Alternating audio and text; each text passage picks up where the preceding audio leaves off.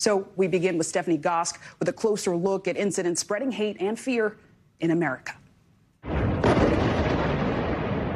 The Israel-Hamas war is half a world away.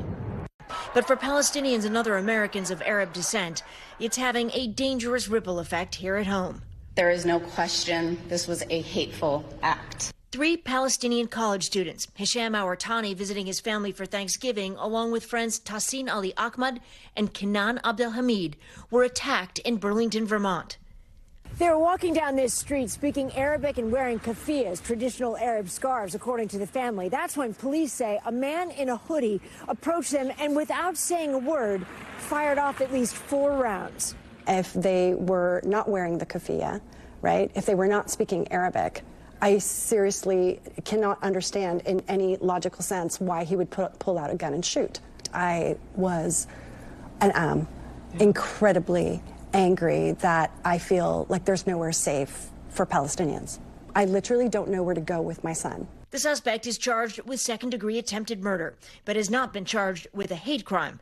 Police say they're still investigating. It's very likely that he won't be able to walk again.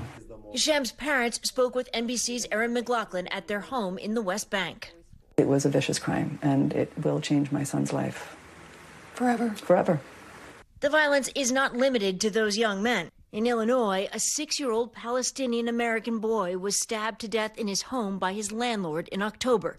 Police calling it an anti-Muslim hate crime. The landlord pleaded not guilty. He was a child filled with love and not any hate. And at Stanford, authorities say an Arab Muslim student was struck in a hit and run that's being investigated as a hate crime.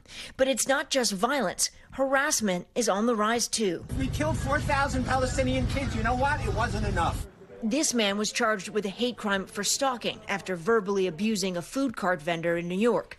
He said it started as small talk. This Brooklyn woman was charged with hate crimes after allegedly throwing hot coffee and yelling slurs at a man of Indian descent who was wearing a keffiyeh. She pleaded not guilty. You and your son go away. And at this confrontation at the University of Texas at Austin, 3 men taunted Muslim students organizing a pro-Palestinian event. I'm just saying you are terrorists. That's it. Incidents like these, all part of a surge in Islamophobia since the war between Israel and Hamas began, according to the Council on American Islamic Relations, including statements that conflate all Palestinian people and their supporters with Hamas terrorists. There are very few innocent Palestinian civilians. And I don't like how people try to differentiate between the Palestinians and Hamas. Experts say rhetoric like that sends a message. They're all being equated with terrorism. Palestinian-American Amani Jamal is the Dean of International Affairs at Princeton. She went to the same high school in the West Bank as the 3 young men who were shot in Vermont. These students are me 30 years ago.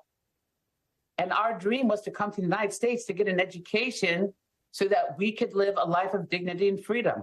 A common goal that hatred and divisiveness are making harder to achieve. Stephanie Gosk, NBC News, Burlington, Vermont. Thanks for watching. Stay updated about breaking news and top stories on the NBC News app or follow us on social media.